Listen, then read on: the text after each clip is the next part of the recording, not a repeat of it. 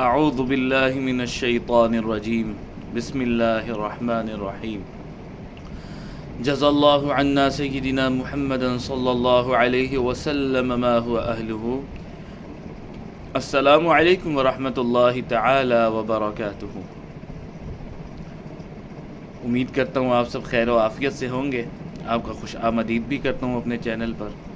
اللہ آپ سب کی دلوں کی مراد حاجات کو کن فرما دے، اور اللہ رب العزت جو آپ مانگ رہے ہیں اللہ آپ کو وہی عطا فرمائے انشاءاللہ۔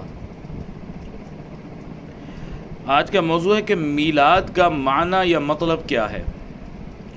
یاد رکھیں، میلاد کا جو آج ہم نے لغوی معنی لے لیا ہے یہ در حقیقت صحیح نہیں ہے۔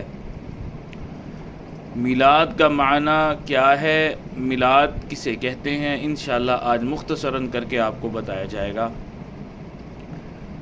میلاد کا جو مصباح اللغات عربی کی گرامر ہے اس کے اندر باقاعدہ لکھا ہوا ہے کہ میلاد کا معنی کہ کسی کے گھر جب پیدائش ہوتی ہے تو اس کو کہتے ہیں بھئی آپ کا گھر میں بچے کی میلاد ہوا یا بچے کا میلاد ہوا، پیدائش کو میلاد کہا جاتا ہے۔ اور جو ہم نے میلاد کا معنی کیا لے لیا، الامان والحفیظ۔ حضور علیہ السلام نے اس امت کو جوڑ کے گئے، حضور کے جانے کی دیر ہے، حضور کے بعد یہ امت بکھر گئی ہے، کوئی اس کونے میں ہے تو کوئی اس کونے میں ہے، کسی نے اپنی مارکیٹ کھولی ہے، کسی نے اپنی دکانیں چلا رہا ہے۔ اللہ کے نام پر لوٹا جا رہا ہے، حضور علیہ السلام کے نام پر لوٹا جا رہا ہے، شریعت اسلامیہ کے نام پر لوٹا جا رہا ہے۔ اس سے بدبختی ہمارے لیے کیا ہوگی؟ قرآن میں اللہ رب العزت نے فرمایا یا ایھا الذین آمنوا لا تقولوا راعنا وقولوا انظرنا واسمعوا، پہلا سپارہ۔ کیا اللہ نے فرمایا؟ یا ایھا الذین آمنوا لا تقولوا، اے ایمان والو مت کہنا، لا تقولوا نہ کہنا، راعنا، راعنا کا مطلب ہوتا ہے رعایت فرما دیں، شفقت فرما دیں، مہربانی فرما دیں۔ جو میرے الفاظ، اب میں کس الفاظ کے ذریعے ان کو ڈیفائن کروں، ان کو میں کھولوں یا ان کو پرکھوں؟ وہ جو مشرکین مکہ تھے، جو کفار تھے، وہ حضور علیہ السلام کو کہتے تھے راعینا، معاذ اللہ، یہ نبی کے لیے گالی ہے، نبی کے لیے یہ گالی ہے۔ راعینا، راعینا کا مطلب ہوتا ہے کہ بکریاں چروانے والا یا بکریاں چرانے والا۔ تو اللہ نے کیا فرما دیا؟ یا ایھا الذین آمنوا لا تقولوا راعینا، مت کہنا راعینا، کیا کہنا؟ وقولوا انظرنا، اور کہہ دینا کہ آپ دیکھ رہے ہیں، وقولوا انظرنا واسمعوا، اور آپ سن رہے ہیں۔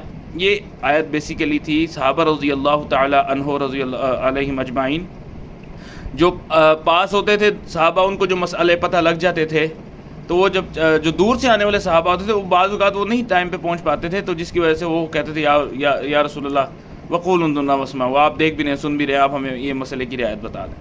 یا ایھا الذین آمنوا لا تقولوا راعنا وقولوا انظرنا واسمعوا۔ تو یہ آپ اب دیکھیں کیا معنی ہو گیا۔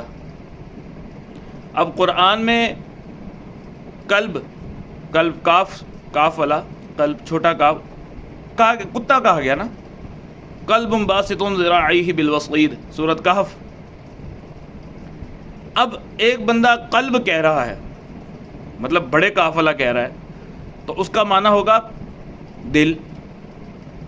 اب اسی طرح اب مثال کے طور پر اللہ نے قرآن میں ایک لفظ فرمایا ہے طلاق، طا سے، اور ایک 24ویں پارے میں فرمایا ہے لینذر یوم الطلاق۔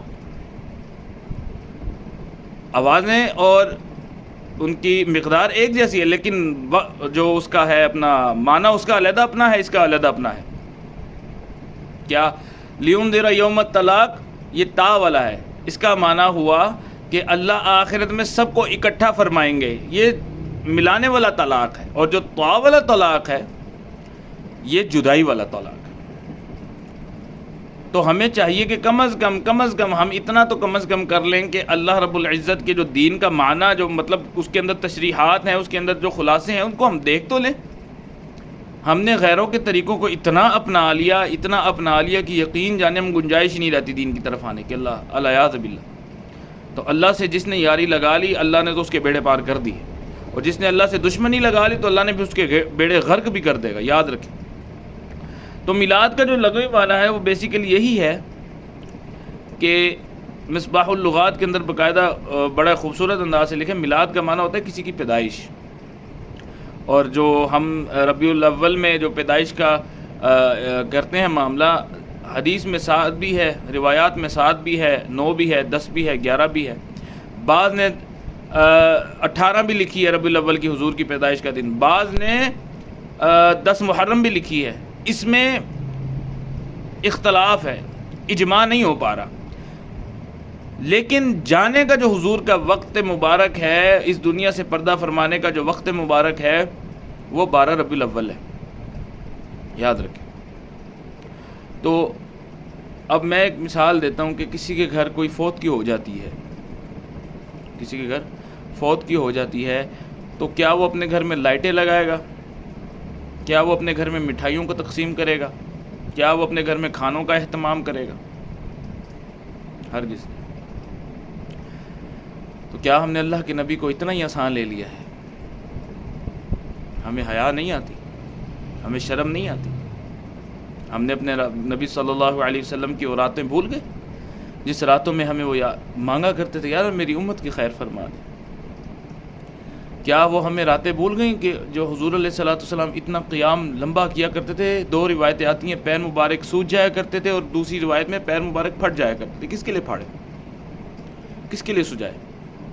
اپنے گھر والوں کے لیے، اپنے بچوں کے لیے، اپنی آل کے لیے نہیں، اس امت کے لیے۔ پتہ تھا نا یہ میری آل ہے، یہ تو نکل جائے گی جنت میں، چلی جائے گی، میرا گھرانہ جنت میں، میری امت یا اللہ رولے نہ پائے، میری امت رول جائے گی، اللہ میرے ساتھ کوئی ایسا معاملہ کر کے میری امت کا ساتھ دے۔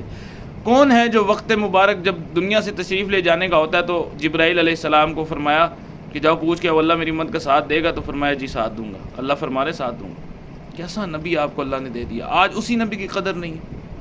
جس نبی کو ہم نے رول ماڈل اپنانا تھا، بنانا تھا، آج ہم نے غیروں کو رول ماڈل بنا لیا۔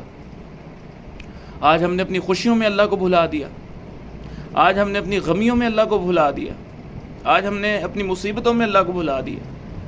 تو یاد رکھیں، جن کی نظر اللہ پر ہوتی ہے نا، مصیبتیں آئیں، پریشانیاں آئیں، غم آئیں، ان کو اس مصیبت، پریشانی اور غم میں مزے آ رہے ہوتے ہیں، کیونکہ اللہ کے ساتھ تعلق جو قائم ہو جاتا ہے، اللہ کے ساتھ ایک تعلق قائم ہو جاتا ہے۔ تو اللہ رب العزت تو بڑی قوی ذات ہے۔ تو بہرحال آپ سے صرف اتنی گزارش ہے کہ سنی سنائی بات، حضور علیہ الصلوۃ والسلام کی حدیث مبارکہ ہے کہ سنی سنائی میری امت کا جھوٹا ہونا اتنا ہی کافی ہے جتنا وہ سنی سنائی بات پر عمل کر لے۔ اتنا کافی ہے میری امت کا جھوٹا ہونا کہ وہ سنی سنائی بات پر یقین کر لے۔ تحقیق بھی تو رکھی ہے، تحقیق پر کیوں نہیں آتے؟ کیوں ہم اللہ کے نبی صلی اللہ علیہ وسلم سے جھوٹے دعوے کر رہے ہیں محبت کے؟ حقیقی دعوے تو صحابہ اور اہل بیت کر کے چلے گئے۔ ایک صحابی رضی اللہ تعالیٰ عنہ تھے، ساری سنتیں ادا ہو رہی تھیں ان سے، ایک سنت چھٹ رہی تھی، بیچ کی مانگ کی۔ تو انہوں نے کہا یار کل کو اللہ پوچھ لے گا، میرے نبی کا یار تھا، ایک سنت چھٹ گئی، کیوں چھٹی؟ انہوں نے لوہا پگھلا کے بھی، ان کے بال بہت گھنگرالے تھے، بہت زیادہ گھنگرالے تھے، تو انہوں نے اس سیسہ کو لوہا پگھلا، لوہا مطلب گرم کر کے اپنے مانگ میں ایسے بھر دی، ایسے، اب بیچ میں لائن بن گئی، اب ادھر بال آ نہیں سکتے۔ فرمایا یا رسول اللہ، حضور نے دیکھا تو حضور کی آنکھیں اشک سے بھر گئی۔ کہا یہ کیا ہو گیا؟ کہا یا رسول اللہ ساری سنت ادا ہو رہی تھی، یہی چھٹ رہی تھی، میں کہا ہمیں پکڑنا ہو جائے آخرت میں۔ یہ تقوی تھے، بخشے بخشائے ہوں گے۔ حضور علیہ السلام نے دعا فرمائی، اللہ تجھے جنت عطا فرمائے، جنت میں تجھے میرا پڑوس عطا فرمائے۔ تو حضور کے صحابہ نے تو راضی کر دیا تھا اللہ کو بھی، اللہ کے نبی کو بھی، ہم نے راضی نہیں کیا۔ تو خدا را آپ سے اتنی گزارش ہے کہ کوئی بھی معنی ہو نا تو اس کو فوراً کوٹ نہ کر دیا کریں، اپنے مسجد، اپنے محلے کی مساجد میں علماء سے رابطے کریں کہ حضرت یہ معنی اس کا کیا بنتا ہے، کیونکہ عربی میں ایک اصول چلتا ہے، زیادت اللفظی تفید زیادت المعنی، زیادت اللفظی تفید زیادت المعنی، کہ لفظ کے اندر زیادتی کی وجہ سے اس کا معنی بدل جاتا ہے، یاد رکھیں۔ تو اللہ رب العزت سے دعا ہے اللہ میں دین کی صحیح سمجھ عطا فرمائے، اور اللہ رب العزت ہمیں اپنا حبیب اور محبوب ترین بندہ بنائے۔ جتنے پریشان اللہ سب کی پریشانیوں کا دفع دور فرمائے، جتنے مصیبت میں اللہ سب کی مصیبتوں کو دور فرمائے۔ اللہ بہت بڑا حاجت روا ہے، اللہ بہت بڑا مشکل کشا ہے۔ اللہ کے آگے، اللہ کے نیچے سب کچھ ہے، اللہ کے اوپر کچھ نہیں، اللہ ہی اللہ ہے۔ کوئی کام اللہ کے لیے ناممکن نہیں ہے انشاءاللہ. بس دل اور ایمان اور نیت صاف ہو اور یقین ہو تو اللہ رب العزت ضرور نوازتے ہیں. وآخر دعوانا ان الحمد للہ رب العالمین.